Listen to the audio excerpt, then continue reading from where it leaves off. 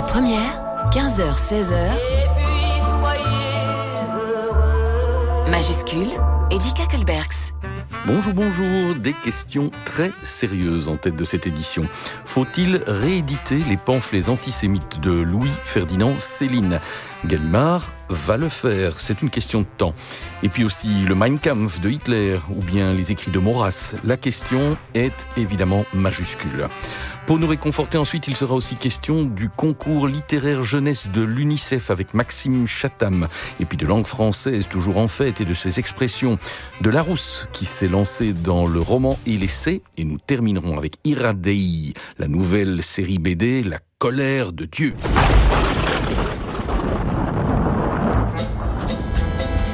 15h, 16h, majuscule sur la première. » Bonsoir Patrick Le Petit. Bonsoir. Alors, voyage au bout de l'abject pour préfacer ce voyage au bout de la nuit de Louis-Ferdinand Céline.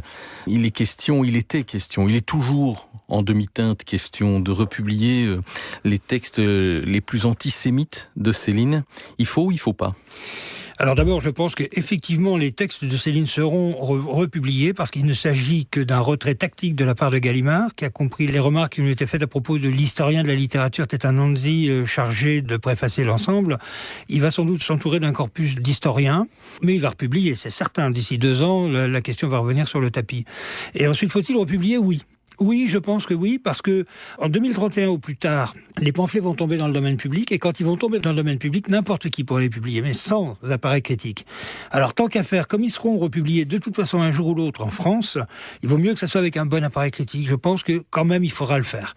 On sait qu'ils sont déjà de toute façon accessibles, comme bien d'autres choses, sur le web. Il ne faut pas des kilomètres de recherche pour trouver les textes. Non, pas du tout, et même trafiqués même. Trafiqués. Ah oui. Ils sont pas tout à fait les textes de Céline même. Quand on prend les éditions de base, quand on prend les éditions celles qui ont été publiées pendant la guerre, il y a parfois des ajouts, des modifications, pas dans le bon sens. Alors, il faut qu'on revienne, comme on le fera d'ailleurs dans un instant pour d'autres, sur la trajectoire de Louis-Ferdinand Céline lui-même. Vous titrez votre ouvrage, Patrick Le Petit, Voyage au bout de l'abject, Louis-Ferdinand Céline, antisémite et anti-maçon. Les deux vont se réunir à une certaine époque. Le complot judéo-maçonnique, c'est très à la mode dans les années 30. Tout à fait. De toute façon, c'est très à la mode. Ce qui se comprend d'une certaine manière, à la mesure où la franc-maçonnerie est quand même la colonne vertébrale de la Troisième République, notamment entre les deux guerres et avant la Première Guerre mondiale. Des personnalités comme Join, des grands antisémites comme ça, et puis Barrès, qui deviendra à son tour antisémite et anti-maçon, et Maurras, sont des gens qui vont dénoncer la franc-maçonnerie. Ça aboutira à Céline, ça aboutira en cinéma aussi à Forces occultes, le film qui est produit en 1943 par Marcas Rivière et Mamie, Paul Rich pour le cinéma. Et c'est le même esprit, c'est exactement le même esprit que les pamphlets antisémites et anti-maçons de Céline. Ce qui est évidemment embêtant, serais-je tenté de dire, avec Louis-Ferdinand des Touches, puisque c'est son véritable nom, Céline étant son nom de plume. Comme vous le titrez, il est la coqueluche d'une certaine intelligentsia. Ces 2 premiers, dont Voyage au bout de la nuit d'ailleurs, sont de véritables succès, sont couronnés de succès, et au nom de ce succès, on lui excuse tout le reste. Celui qui est couronné de succès, c'est le Voyage au bout de la nuit. Alors, le Voyage au bout de la nuit est un véritable succès de librairie, et il y a un malentendu sur Céline, c'est-à-dire que beaucoup de gens le prennent pour un homme de gauche à cette époque-là. On se trompe sur Céline. Le Voyage au bout de la nuit est traduit en russe, il est traduit par Aragon et Triolet en russe à ce moment-là. Donc les chantres, les compagnons de route du communisme, Louis Aragon et Elsa Triolet, c'est pas rien. Tout à fait. C'est pas rien, effectivement. Et toute une partie, Gide refuse de prendre Céline au sérieux. Il dit c'était plaisanterie, parce que si c'était pas des plaisanteries, ce serait incroyable, inimaginable. Donc c'est forcément des plaisanteries. On prend Céline à la rigolade à ce moment-là. En fait, je pense qu'un des facteurs déclencheurs, il y en a plusieurs, mais un des facteurs déclencheur, c'est l'échec de Mort à crédit. Mort à crédit connaît un échec relatif. Et Céline en conçoit beaucoup d'amertume. Et à partir de là, c'est juste après l'échec de Mort à crédit qu'il va commencer à rédiger Bagatelle pour un massacre. Il croit au complot, en quelque sorte. Il se croit victime d'un complot judéo-maçonnique. Ah, il se croit victime d'un complot judéo-maçonnique. Et... oui, parce que pour lui, de toute façon, le maçon n'est que le chien du juif. C'est le juif qui tire les ficelles du monde. Voilà. Et le franc-maçon est son fidèle valet. En gros, c'est comme ça que Céline voit les choses. C'est comme ça qu'il est présente dans Bagatelle pour un massacre et dans L'école des cadavres. Même un petit peu dans Les Beaux Draps, mais Les Beaux Draps, c'est déjà plus en demi-teinte, parce que comme si on sentait qu'en 41, quand il publie ça, les dés étaient déjà jetés, comme s'il sentait que la cause était perdue. En tout cas, l'avènement d'un grand fascisme à la française, à cette époque-là, n'est plus à l'ordre du jour en 41. Et là aussi, il y a d'amertume dans Les Beaux Draps, dans le 3e des pamphlets. Venons-en à ces pamphlets. Qu'est-ce qu'ils ont de si terrible pour celles et ceux qui n'ont pas envie d'aller les lire, qui ne les ont pas lus? Vous qui les avez lus, moi qui les ai parcourus, c'est d'une virulence extrême d'ailleurs. Oui, c'est d'une violence extrême. D'abord, déjà, pamphlet, normalement, c'est un petit coup de poing. Bon, là, on a quand même 900 pages sur les 3 pamphlets. On est déjà dans un grand format, un volume important. Je dis que ça représente entre le quart et le 5e de l'œuvre totale. Il faut pas ignorer ça, parce que, à mon avis, c'est quand même important de considérer la place que ça prend dans l'œuvre complète de Louis-Ferdinand Céline. Déjà, ensuite, quand on regarde un petit peu ces pamphlets, c'est 900 pages d'ignominie, mais vraiment des choses... C'est des appels au meurtre. C'est des appels au meurtre, littéralement. Notamment dans Bagatelle pour un massacre, et plus encore dans L'école des cadavres, parce que L'école des cadavres, je suis quasiment certain que c'est tout simplement la traduction en français, à peine apprêtée, de la propagande de Rosenberg. De la propagande de l'Office Rosenberg qui était chargé de ça à l'époque. Il n'y a même pas d'originalité. Il y en a encore un petit peu dans Bagatelle pour un massacre. Il y a la fiction de la fiction, si j'ose dire. La fiction de la fiction, c'est-à-dire que, bon, il y a des échanges, des dialogues, etc. Il y a l'histoire du ballet, des choses comme ça. Il n'y a plus du tout ça dans L'école des cadavres. L'école des cadavres, c'est des paragraphes qui se suivent et des paragraphes qui dénoncent les juifs dans les mêmes termes que les propagandistes nazis. Ça va être dur de restituer à la fois l'œuvre et l'appareil critique. On a perdu la perspective historique des choses. La même question se pose, faut-il republier Mein Kampf? Faut-il republier Maurras? Tiens, vous faisiez allusion à Maurras. Ce sont des questions qui secouent l'édition française pour le moment. Ah, tout à fait. Le phénomène déclencheur, bon, déjà, il y a tout ce travail de sape qui est fait par ceux que j'appelle les réhabilitateurs, et qui est fait depuis pratiquement l'après-guerre pour la réhabilitation de Céline comme grand écrivain. Alors, on met les pamphlets antisémites sous le tapis, et on met en avant la prétendue grande qualité littéraire de Céline, la petite musique de Céline. Mais moi, je dis toujours, cette petite musique, c'est une petite musique de nuit et brouillard. C'est un mauvais jeu de mots, mais il est là. Et il veut bien dire ce qu'il veut dire. Vous avez vous-même été séduit au départ par les premiers textes de Céline, vous le dites. Ah, tout à fait. Mais quand on lit Céline, quand on lit Le Voyage au bout de la nuit à 18 ans, bien sûr qu'on est séduit. On est forcément séduit. Prenez tout le début déjà du Voyage. C'est antimilitariste. Surtout quand on a eu 15 ans en 68, quoi. C'est antimilitariste, c'est anticapitaliste, c'est anticolonialiste. Mais ça a tout pour séduire. On signale à celles et ceux qui nous écoutent, et vous ne vous en cachez pas, que vous êtes un libertaire. Oui, tout à fait. D'ailleurs, vous publiez ce livre à l'atelier de création libertaire. Oui, tout à fait. Donc ceci situe aussi votre propos. Ça veut dire que vous, 18 ans, anarchiste libertaire, vous recevez positivement votre découverte de Céline d'abord. Tout à fait. Je le reçois positivement. J'ai pas été le seul, puisque si vous voulez, après-guerre, juste après la guerre, on sait que des gens comme Lecoing, par exemple, Louis Lecoing, quand même, c'est pas n'importe qui, ou Maurice Joyeux, les grands noms de l'anarchisme en France, sont des gens qui ont apporté leur soutien à Céline. Ils ont apporté leur soutien à Céline, de même que j'ai oublié son nom, mais l'homme qui était à l'époque le patron du Monde libertaire a apporté son soutien à Céline. À ce moment-là, ils ont fait une pétition en faveur de Céline pour qu'on amnistie Céline après la guerre. Et quand j'ai publié ce livre, le petit-fils, par alliance, de Maurice Joyeux, m'a dit qu'il espérait que son grand-père ne savait pas pour qui il avait signé. Qu'est-ce qui pourrait nous indiquer aujourd'hui que Céline n'aura plus, avec un appareil critique, cet aspect séducteur? Est-ce que les textes, par leur abjection, ces fameux textes antisémites, par leur abjection en tant que tels, vont apparaître tellement forts que, bon voilà, plus personne n'y adhérera? Je vous pose la question parce que ces temps-ci, l'antisémitisme refleurit chez nous de manière banalisée. On voit les débats en Pologne, on voit les débats un peu partout aux États-Unis. Est-ce que tout ça ne va pas, au contraire, alimenter et séduire?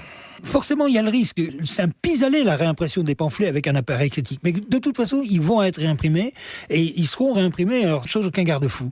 On est obligé d'en passer par la case réimpression. C'est ça le pire. Est-ce qu'on en serait à regretter qu'il n'existe plus ou qu'il n'exista plus, comme dans le passé, une forme d'index qui interdisait de toute publication certains textes abjects?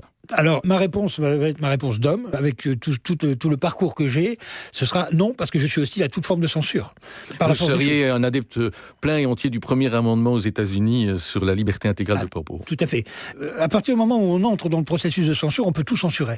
L'index, on sait où ça a amené dans les époques totalitaires, et on n'est jamais à l'abri d'un totalitarisme. Donc, je suis pas du tout partisan, parce que c'était eux qui étaient partisans du fait qu'on envoie les livres au bûcher. pas moi. Donc il va falloir, à un moment ou un autre, souhaiter la sortie de Mein Kampf, des écrits de Céline, de Maurras et d'autres, de Brasillac et d'autres, avec un bon appareil critique, et puis surtout, j'imagine alors, s'engager à, pour ne pas tomber dans la censure, s'engager à avoir le courage de la réplique. Il faut avoir le courage de la réplique, oui. On n'est jamais dédouané du besoin de redémonter à chaque fois ce que d'autres appelaient le ventre fécond de la bête immonde. Absolument. Vous savez, ce livre-là, je l'ai donné à l'éditeur le 23 avril. En Belgique, ça n'a peut-être pas de sens. En France, c'est le premier tour des élections présidentielles. Oui. C'est le premier tour des élections. On l'a suivi depuis ici. Et qui voit arriver Marine Le Pen en deuxième position. Mon livre est un acte politique. C'est une prise de position politique. Le titre En voyage au bout de l'abject, il était difficile de croire à votre volonté de défendre Céline. Ce pauvre Anatole France, dites-vous, par un Landry Breton condamné. Qu'est-ce qui fait partie de l'enfer? Qui condamne qui? Qui a le droit d'un certain moment d'énoncer qui? Est-ce qu'il va falloir en réhabiliter en même temps que par contre on en publie d'autres? Comment on va faire? Oui, ce pauvre Anatole France. Pourquoi? Parce que André Breton dit d'Anatole France, à sa mort en 1924 ou 25, je ne sais plus exactement, il dit « Il ne faut plus que cet homme mort fasse encore de la poussière ». C'est quand même très, très, très violent. Maintenant, pourquoi il dit ça? Parce que il faut voir, là, il faut se resituer dans le surréalisme, notamment le surréalisme du début. Qu'est-ce que c'est que ces jeunes surréalistes? Qu'est-ce que c'est que ces jeunes types, là, Aragon, Breton, etc. C'est des gars qui viennent du front. C'est des gars qui viennent du front, qui ont subi une violence sociale extraordinaire, qui est celle de la guerre. Ils ont tous été la Première Guerre mondiale. Et c'est des gars qui ont souvent été dans les tranchées. Masson a été laissé pour mort. Aragon était en première ligne. Breton, il n'était pas en première ligne, il était dans l'hôpital de Saint-Dizier, juste derrière la ligne de front. Mais lui, il recevait les fous, les gars qui revenaient, qui disaient la guerre n'existe pas. Le discours sur le peu de réalité, il vient de là, de Breton. L'introduction au discours sur le peu de réalité, il vient de ces souvenirs de ces soldats qui rentraient du front, qui étaient tellement traumatisés qu'ils disaient la guerre n'existe pas, ils rentraient du front. Donc, tous ces traumatisés, ces jeunes types qui venaient de la violence sociale qu'ils ont, quand ils font le coup de poing, par exemple, ce qu'on ne ferait plus à l'heure actuelle, pas de la même manière en tout cas. Pourquoi? Mais parce qu'ils ont subi eux-mêmes une formidable violence sociale. Et ils en rendent responsable l'appareil intellectuel, politique qui était en place quand on les a envoyés à 18 ans au casse-pipe. Et ils en rendent responsables, ces gens-là, ils en rendent responsables les figures de proue de ce système. Anatole France en est une. C'est pour ça qu'il ne faut plus qu'Anatole France fasse de la poussière. Anatole France, c'est le Solers de l'époque. C'est un personnage très médiatique, pour autant qu'on puisse en parler à cette époque-là comme d'un personnage médiatique, mais c'est en tout cas un personnage très publié, c'est un personnage qui a une réelle aura. Donc, on publie facilement Anatole France. Anatole France est un symbole. C'est pour ça qu'il ne faut plus que cet homme-là fasse de la poussière, parce qu'il faut que ce vieux système disparaisse. Ce qui explique pourquoi les surréalistes aussi se rapprocheront, par exemple, des communistes. C'est pas parce qu'ils sont pour le totalitarisme stalinien, ils se détacheront du stalinisme, mais c'est parce que c'est le seul espoir de changer le système. Ce sont de véritables adeptes du passé, faisons table rase. Oui. Patrick Le Petit, est-ce que notre enseignement, que ce soit en France, en Belgique ou ailleurs, mais de manière fondamentale, a, depuis 50 ans ou 70 ans, préparé les esprits à cette lecture critique, autonome, pour pouvoir adresser, comme on dirait de l'autre côté de l'Atlantique, la republication de ces textes? Malheureusement, j'ai peur que non. J'ai peur qu'à l'heure actuelle, on ne favorise pas suffisamment l'esprit critique, la naissance de l'esprit critique chez nos jeunes, et que ces discours-là soient par conséquent relativement inaudibles. D'une certaine manière, c'est presque des combats d'érudits, des combats d'arrière-garde, de sachants, de vieux lettrés, mais en face d'une jeunesse qu'on a... Alors, est-ce que c'est sciemment, est-ce que c'est systématiquement, mais qu'on a acculturé d'une certaine manière. Enfin, je pense qu'il y a une forme d'acculturation. Parce que vous dites quand même, l'histoire, c'est la mémoire des faits. Oui. Vous le dites ici dans votre ouvrage, vous consacrez un chapitre à cela. Oui. Si l'on n'a pas la maîtrise à un certain moment des faits, on est victime des fake news. Céline pourrait, malgré tout l'appareil critique, redevenir un auteur de fake news reçu. Ah oui, tout à fait. Oui, mais bien sûr, c'est le problème. Et le problème, c'est que il va le devenir de toute façon, même s'il n'y a pas l'appareil critique. Il faut effectivement éduquer nos jeunes de manière à ce qu'ils soient capables de trier le bon grain de livret, mais Internet ne le fait pas, ça. Ils ont aujourd'hui l'information absolument sans filtre, et ils sont totalement incapables de trier, donc on peut leur mettre n'importe quoi dessus. C'est ça le problème. C'est aussi pour ça que j'ai écrit un livre pareil. Ouais, je reprendrai d'ailleurs rapidement le titre de votre dernier chapitre, La défaite en tout, c'est d'oublier. Ce serait donc pire d'oublier que Céline a pu produire ça que de le lire. Bien sûr. La défaite, en tout, c'est d'oublier, effectivement. Mais n'oublions pas non plus que c'est une crapule. Pour moi, Céline est une crapule absolue. Et un agent d'influence nazi, je le dis et je le répète. Merci en tout cas d'être venu en témoigner ici pour nous. Et puis, pour celles et ceux qui veulent aller plus loin, votre livre, signé par vous, Patrick Lepetit, Voyage au bout de l'abject, Louis-Ferdinand Céline, antisémite et anti-maçon. Vous l'avez déposé, vous l'avez dit, en avril de l'année dernière à l'atelier de création libertaire. Merci d'avoir été avec nous.